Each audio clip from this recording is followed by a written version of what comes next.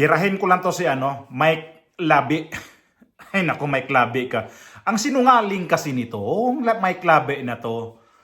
Kasi natandaan nyo, nung time na to na nag-press con itong si VP Sara, noong medyo matagal na eh. Di ba nung yung sabi na marami siyang pasabog noon na sinabi pa niya noon na naalala nyo ba yun na sinabi niya na sarap tanggalin yung liig? Yun yung time na yun na ito yung nabanggit niya na press con. Kasi although matagal na tong video niya nakita ko lang, napanood ko, sabi ko, ang sinungaling naman tong Mike Labi na to.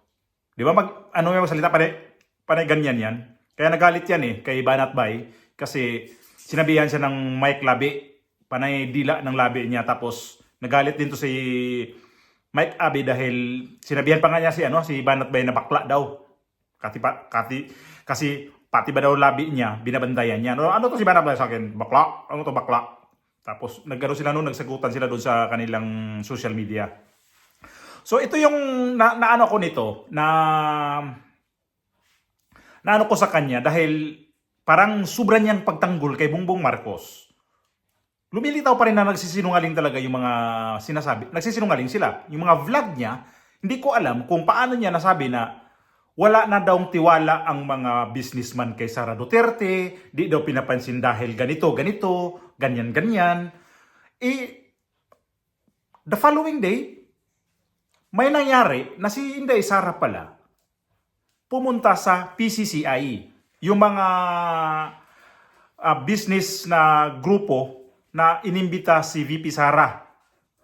Ipapakita ko muna sa inyo yung mga sinasabi ni Mike Labi na wala daw ng tiwala ang mga businessman kay Sara Duterte. Di na daw pinapansin kasi yun nga yung time na sinabihan niya na sira ulo. So, makikita natin kung sino ang nagsisinungaling dahil siya mismo nagsinungaling nito dahil pagkasunod araw, nandoon si VP Sara sa PCCI, inimbitahan. Ang dami niya mga sinasabi.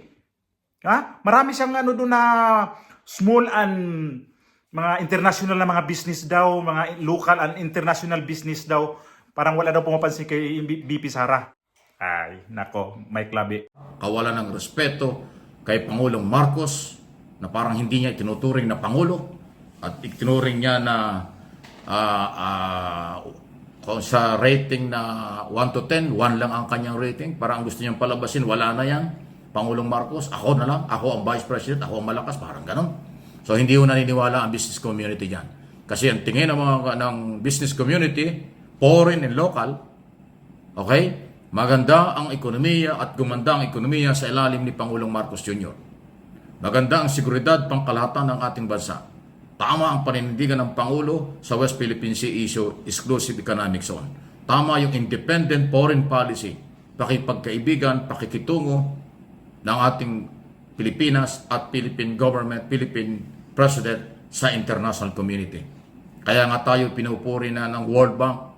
Tayo po ay mas lalakas ang ekonomiya dito sa ASEAN region. At ang mga negosyante ay patuloy na naghahanap ng maraming mga negosyo rito at sumusuporta. Maglalagay na maraming negosyo, Luzon, Visayas, Mindanao na umabot na ng trilyon yan mula noong 2022. Ayon sa report ng Department of Trade and Industry, Bureau of Investment, trillion investment na ang pumasok sa Pilipinas under Marcos administration. Ano daw, trilyon? Ang sinabi niya na marami daw nagpumapasok ng mga malalaking negosyo sa Pilipinas. Trilyon nga daw, sabi ng DTI. Saan kaya ang trilyon? Kanina nga lang mayroong nabanggit si VP Sara na yung project sa Mindanao na pinakamalaking project yan. Walang budget. Hindi nilagyan ng budget. At saka mayroon pang ibang mga project panahon ni Duterte na zero budget. Kaya, saan kaya ang mga sinasabi nito? Tapos kayo nagpapauto kayo nitong Mike Labi na to. Diba sinungaling nga yung mga sinasabi niya ng mga yan? takot na takot pa nga siya itapon si hukayin daw ni Sara si labi ni tatay ni Marcos. Takot na takot. So yan po yung dahilan kung bakit ko sinasabi na deadma ayaw sumali, binabaliwala na lang nitong business community ang anuman sinasabi ng mga Duterte na nagsimula yan sa dating Pangulo. Ako'y magunita maraming sinabing below the belt ang dating Pangulong Duterte, ang kanyang mga anak at ngayon ang kanyang anak na pangalawang Pangulo ng bansa ang isa ring nagsalita na wala rin sa lugar dahil pati patay at dating Pangulong Marcos ay gusto niyang hukayin at itapon sa West Philippine Sea. Grabe, napakasinungaling ni Mike Labi, no? Napakasinungaling mo, Mike Labi. Na may mga ganun pa. Buti yung mga tao nito. Sa bagay, kanya-kanya naman tayong opinion dito. Makukuha mo talaga yung mga ibang tao dyan. Kasi, ang galing mo magsalita. Di naman natin ipagkaila na porket nasa gobyerno ka, nagtatrabaho. Kasi, ewan ko kung tuloy-tuloy pa rin to sa PTB4 na nagtatrabaho. Na doon to nagtatrabaho to Sa punong tinanggal to kay Kibuloy, doon sa SMNI, parang nabakante to, nag-vlog to siya, kaya yung vlog niya tuloy-tuloy naman. Actually, dalawang channel na to Puro nga lang salungat talaga to sa mga kay Duterte. Samantala dati, Maki Duterte to. Nung umupo si Bongbong Marcos, doon na to lumipat ng kay Bongbong Marcos na siya. Doon to sila nagsimula ni Apollo Kibuloy na nagsagutan doon sa station, TV station mismo ni Kibuloy, yung SMNI. Kaya sobra kasi niyang puri noon ni Bongbong Marcos. Parang tinawagan siya na doon sila nagsimula na binato niya yung headphone niya, microphone. Kaya galit na galit to kay Kibuloy. So, ang sabi niya, yun yung mga sinasabi niya. Sampal sa ito, Mike Labi. Ito yung si VP Sara na pumunta sa PCCI.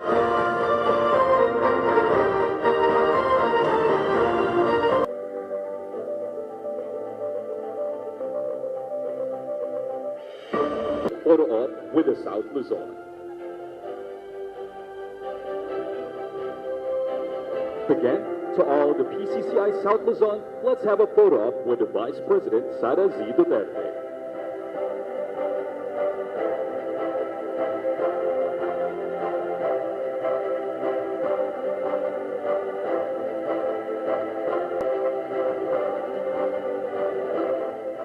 Mga kababayan, ladies and gentlemen, Assalamualaikum warahmatullahi wabarakatuh.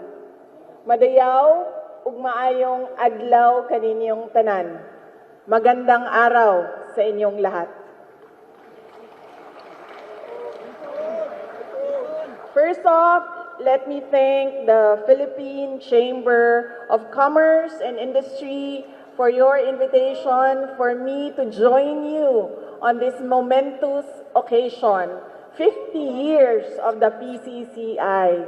I am truly happy. This is my third year with PCCI, and I will tell you later kung bakit paborito ko umattend ng PCCI events. But let me first give out my messages of gratitude. First, I'd like to thank all of you for your continued support to the Office of the Vice President, our projects, programs, and activities across the country. Daghang salamat sa inyong padayon nga suporta.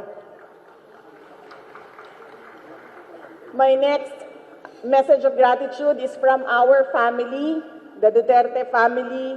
Nagpapasalamat po kami sa patuloy ninyo na suporta at sa pagkakataon na ibinibigay ninyo sa amin na makapaglingkod sa ating bayan. Maraming salamat po, mga kababayan namin. And of course, let me thank and give special mention to the Davao City Chamber of Commerce and Industry. I cannot discount the tremendous help support and assistance that the Davao Chamber gave me during my terms as mayor of Davao City. Kaya po sila po ang nagturo sa akin na napakahalaga ng business sector, ng private sector sa trabaho ng gobyerno. Maraming salamat sa inyo. Kaya naman, noong ako ay naging Vice President, dinala ko yung values na tinuro sa akin ng Davao City Chamber of Commerce na mahalaga ang Philippine Chamber of Commerce and Industry sa trabaho ko bilang Vice President. Because the government do not have the monopoly of brilliant minds. In fact, many geniuses are found in the private sector.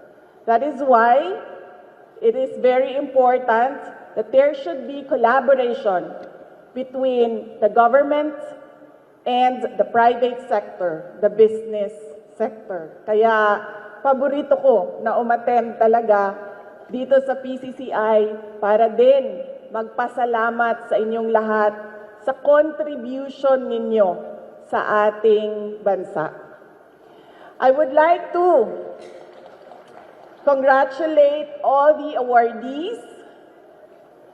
Thank you for your service to our country. And I would like to congratulate the Secretariat and the Execom for the 50 years anniversary program. Congratulations on the success of your celebration.